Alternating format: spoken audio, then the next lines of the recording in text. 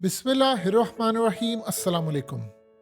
दुनिया की ताकत आपने देखनी हो तो आपको आगे चलकर ये वीडियो दिखाएंगे पूरी कि इलॉन मस्क को बुलाकर दुनिया की खुफिया ताकतें और दुनिया के ताकतवर तरीन लोगों ने उसको कहा है कि हम बाप हैं इस मुल्क के और इस वर्ल्ड के और मालिक हैं, और तुमने लिमिट क्रॉस की तो फिर हम बताएंगे कि मालिक गुलामों के साथ करते क्या हैं।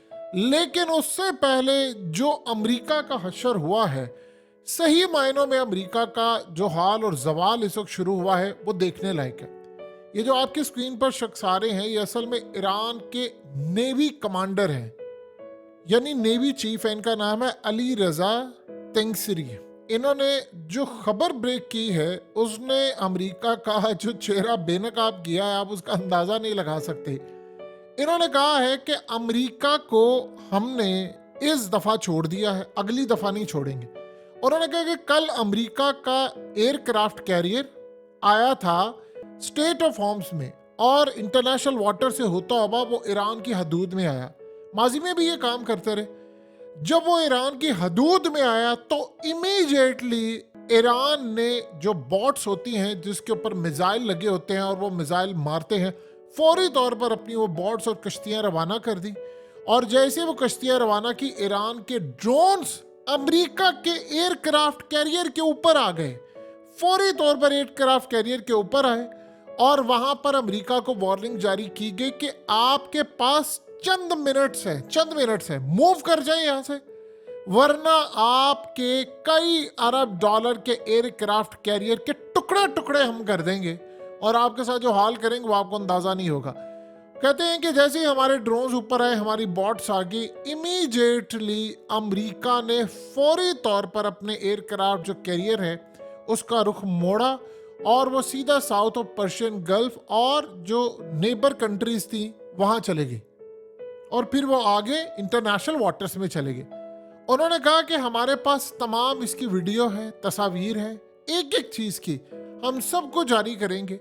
आज हम अमेरिका को बता देना चाहते हैं कि आपके पास ये लास्ट मौका था और हम दुनिया को बता देना चाहते हैं कि अमेरिका ने हमारे तमाम सवालों का जवाब दे दिया है कि उसकी ताकत कितनी है।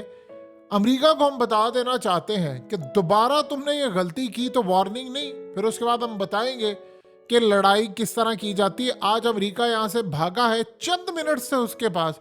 उसने कहा अमेरिका ये ना समझे कि ये मामला इस लेवल पर आ चुका है कि हम उसको छोड़ेंगे। हम किसी को भी नहीं छोड़ेंगे। अगर आप में हिम्मत है तो दोबारा आकर दिखाएं। अब आप ये सोचिए जरा कि सूरत हाल क्या हुई है वाटर्स के अंदर। अमेरिका टेस्ट करने गया था, जिसे आप कहते हैं नर्व्स टेस्ट करना। अमेरिका टेस्ट करने गया था वाटर के किस तरह ईरान कितनी देर में जवाब देता है और अगर हमने ईरान पर हमला करना है, चूंकि इसराइल प्रेशराइज कर रहा है, तो फिर इनका जवाब क्या होगा और लेवल क्या होगा। अब इस सारी सूरत हाल के अंदर ईरान ने काम ये किया। असल में अमेरिका माजी में भी अपने एयरक्राफ्ट कैरियर को लेकर जाता था, ईरानी हदूद में चला गया, जासूसी कर ली, क्योंकि सारे जासूसी हालात तो इसके एयरक्राफ्ट कैरियर पर लगे होते हैं। जासूसी कर ली, अंदर तक गया, वापस आ गया। इस दफा सूरत हाल बहुत ज्यादा अलग थी, इतनी डिफरेंट थी कि ईरान तो ऑलरेडी हाई अलर्ट है मुकम्मल तौर पर। लेकिन हाई अलर्ट होने के साथ साथ जो सबसे ज्यादा अहम तरीन चीज है कि ईरान इस वक्त, यानी ये जो बड़ी डेवलपमेंट हो रही है इसी दौरान, ये आजकल में जो सारी इतनी बड़ी डेवलपमेंट है, रशिया के साथ उसकी डील फाइनलाइज हुई है। कोई Su-35 रशियन जो फाइटर्स हैं वो ईरान को वो प्रोवाइड करने जा रहे हैं, डील फाइनलाइज हो गई है। उसके अलावा मिलिट्री 28 यानी मिल-28 जो इनका जबरदस्त अटैक हेलीकॉप्टर है वो भी ईरान को वो देने जा रहे हैं। इसका क्या मतलब है? इसका मतलब है कि रशिया उसको तीसरी जंग अजीम और इसराइल की बड़ी जंग के लिए तैयार कर रहा है, क्योंकि इसराइल के डिफेंस मिनिस्टर ने कहा है सिर्फ एक दफा ये जरा कैदियों का मामला खत्म हो जाए, हम इतनी खतरनाक जंग छेड़ेंगे कि इस पूरे खत्ते को अंदाजा हो जाएगा कि हम करने क्या वाले। खैर, इनकी भड़कें तो पहले भी होती हैं और 50 दिन में लोगों ने इनकी औकात देख ली, अमेरिका की भी औकात देख ली। अमेरिका आपने पानियों से जाना देखिए, ऑलरेडी यमन ने इनको गले से पकड़ा हुआ है, गले से पकड़कर इनकी शारग उन्होंने दबाई हुई है कि तुम्हारी औकात क्या है, तुम इधर आते हो, तुम उधर जाते हो, तुम करते क्या हो। इस सारे मामले के अंदर अमेरिका को बहुत बड़ा झटका लगा। उन्होंने ये बात सारी जाकर इसराइल को बता दी है कि वो इतने एक्टिव है, उनकी बैक पर चाइना खड़ा है, उनकी बैक पर रशिया खड़ा है, और इस गलत फहमी में ना रहना जो तुम हमें प्रेशराइज कर रहे हो। नेतन्याहू ने, आप देखिए जरा क्या बात की है, उसने अपनी हुकूमत और कैबिनेट के अंदर कहा है कि देखिए ये मैं ही हूं जो आपको फलस्तीन फतह करके दे सकता है। मैं जो बाइडेन को 40 साल से जानता हूं, कोई भी अमेरिका का प्रेशर इस वक्त हैंडल नहीं कर सकता सिवाय मेरे। अगर मुझे हटा दिया गया तो आपका जो ख्वाब है फलस्तीन को हासिल करने का, वो हमेशा हमेशा के लिए खत्म हो जाएगा। यानी उसने बताया कि अमेरिका का इतना प्रेशर है हम पर कि आप ये जंग ना करें, इतना ज्यादा, लेकिन मैं उस प्रेशर को हैंडल कर रहा हूँ, सस्टेन कर रहा हूँ। कभी CIA का चीफ आ रहा है, कभी उसके बाद ब्लिंकन आ रहा है, कभी बाइडेन खुद आ रहा है, कभी कोई आ रहा है, कभी कोई आ रहा है, कभी लॉयड ऑस्टिन धमकियां दे रहा है। तो अमेरिका के ऊपर जो प्रेशर वर्ल्ड का है, ये प्रेशर वो सारा इसराइल पर कन्वर्ट कर रहा है। लेकिन वो कह रहा है मैं खड़ा हूं, क्योंकि अमेरिका कह रहा है मैंने जंग नहीं करनी, और इस खत्ते के अंदर हम यूक्रेन की जंग के साथ ये नहीं कर सकते। तो आप बताएं हमने क्या करना है। यही वो सारी सूरत हाल है जो वो इस वक्त बता रहा है कि नहीं, हम ये काम नहीं कर सकते। अब आप ये सोचिए जरा कि इतने बड़े लेवल के बाद आज ईरान सिर्फ चंद, असल में होता क्या है, जब आप किसी इंटरनेशनल वाटर्स होते हैं सबके साझा वाटर, यानी आप वहां से माल गुजारे, आप इंटरनेशनल वाटर में ना किसी पर हमला कर सकते हैं, ना किसी का रास्ता रोक सकते हैं, अपने पानियों में सिर्फ आप कर सकते हैं। होता क्या है कि जब भी कोई किसी पानी में जाता है तो वो साथ ही बहाना लगा देता कि नहीं हम तो इंटरनेशनल वाटर्स में थे। अब इस सारी सूरत हाल के अंदर इंटरनेशनल वाटर्स में अमेरिका की बड़ी तबाही नहीं हो सकती। जब आप किसी की हदूद में जाते हैं और इतनी हदूद होती है कि आप वहां से हमला करने के लिए आप इंटरनेशनल वाटर से हमला नहीं कर सकते।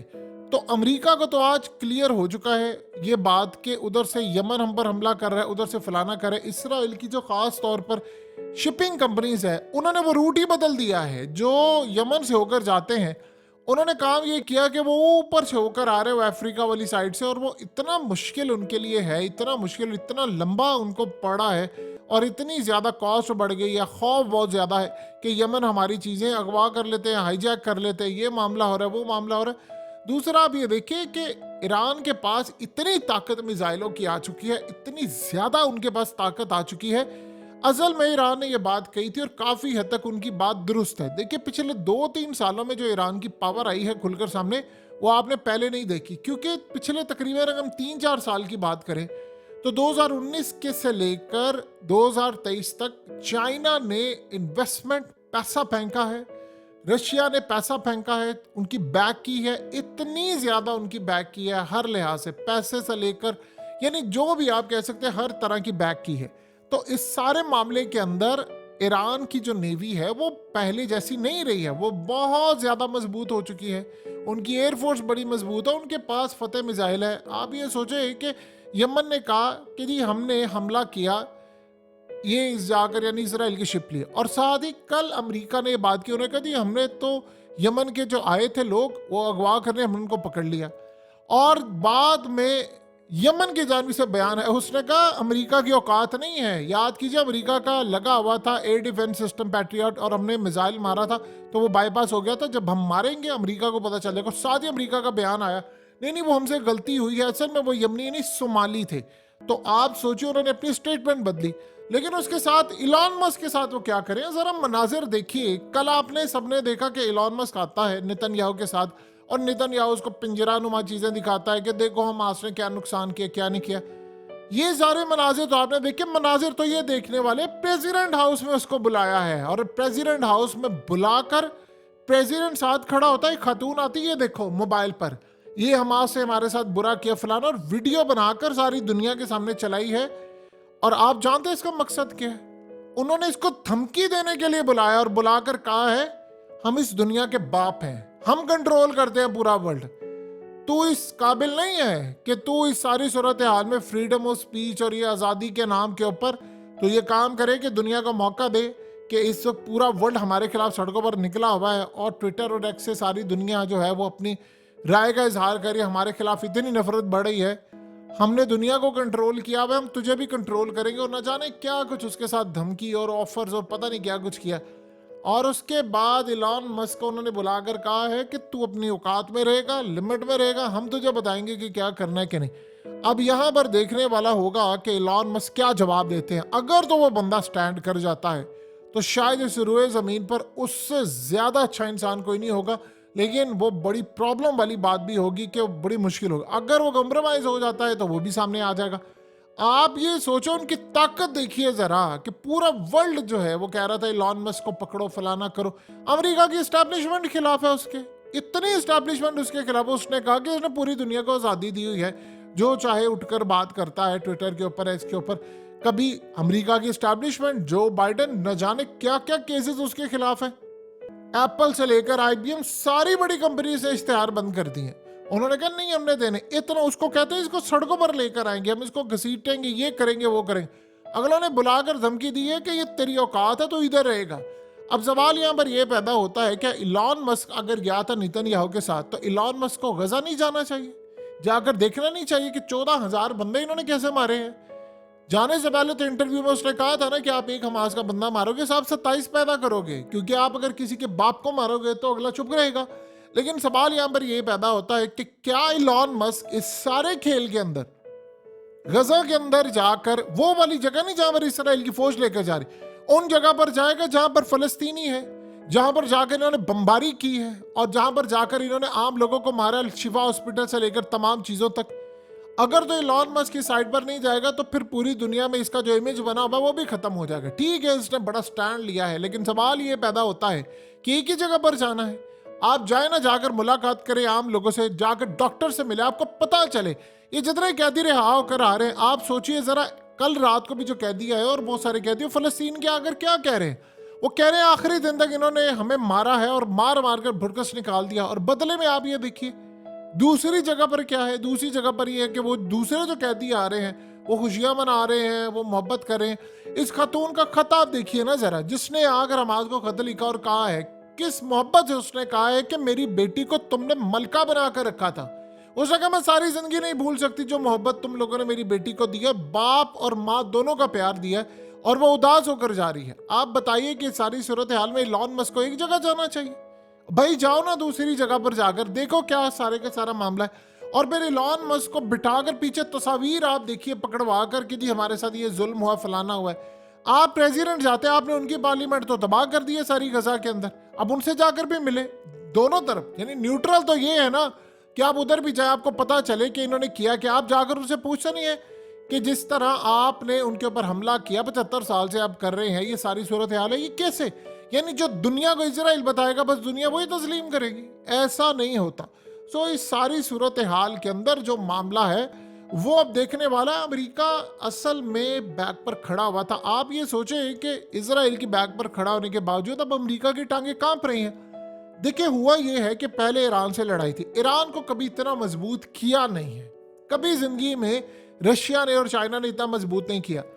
ईरान की जानिब से जो बयान अभी हालिया दागा गया है कि हमारे पास वो मिसाइल है, वो चीजें कि जब हम लड़ाई में उतरेंगे तो हम आपको ऐसा सरप्राइज करेंगे कि आप हैरान रह जाएंगे हमारे पास टेक्नोलॉजी क्या है। देखिए सबसे पहली तो बात है, वो जिस जानिब इशारा कर रहे हैं वो इलेक्ट्रोमैग्नेटिक पल्स वेपन है, ईएमपी। उससे होगा क्या, वो इसराइल से लेकर बड़े बड़े ममालिक की वो बिजली मुनक़ता कर सकते हैं। टेक्नोलॉजी चाइना के पास भी है।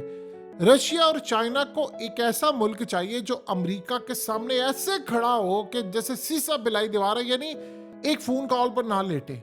और दो ही मुल्क ऐसे हैं जो ये काम कर सकते हैं एक्टिवली, या तो वो अफगानिस्तान के लोग कर सकते हैं जो कि अभी वो उभर है, क्योंकि उनके पास नेवी नहीं है। तो अमेरिका ने जब भी हमला करना होता है तो वो तो किसी ना किसी मुल्क के थ्रू ही होकर आएगा, यानी चूंकि उनके साथ कुछ समंदर लगता नहीं, पोर्ट तो उनकी कोई है नहीं।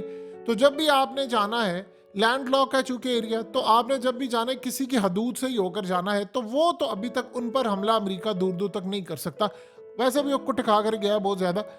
ईरान का मामला ये है कि उसके पास पोर्ट है, वाटर्स हैं इंटरनेशनल, तो वो ये काम कर सकता है और उसको मजबूत किया है। चाइना ने उसको मजबूत किया, रशिया ने, और रशिया ने उसको इतना मजबूत कर दिया है कि आज आप देख लें कि इतने हेलीकॉप्टर ये चीजें दे रहे हैं। देखिए अगले कुछ अरसे के अंदर ये बात बड़ी क्लियर होती जा रही है कि दुनिया इस वक्त मुकम्मल तौर पर उन एरियाज में, उन जगहों पर जा रही है जहां पर अमेरिका की उजारादारी खत्म है। अमेरिका ने अभी तक जितने बयान दिए, अच्छा जी हम ये कर लेंगे, अच्छा जी हम वो कर लेंगे, फलाना कर लेंगे, वो अभी तक खोखले ही बयान है। आप अगर देखें तो जितने बयान अभी तक दिए उन्होंने वो सारे के सारे खोखले हैं। सो लिहाजा इस सारे मामले के अंदर एक बात आप क्लियरली समझ लें, अमेरिका का वो लेवल नहीं रहा।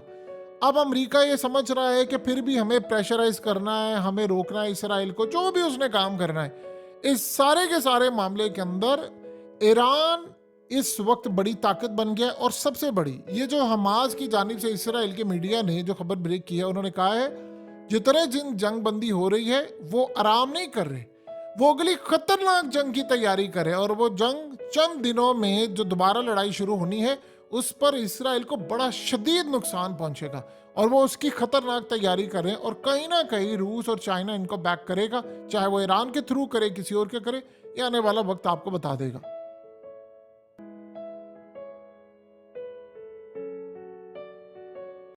हकीकत टीवी को सब्सक्राइब करना मत भूलें, वीडियो को लाइक करें, शेयर करें और कमेंट सेक्शन में अपनी राय का इजहार ज़रूर करें।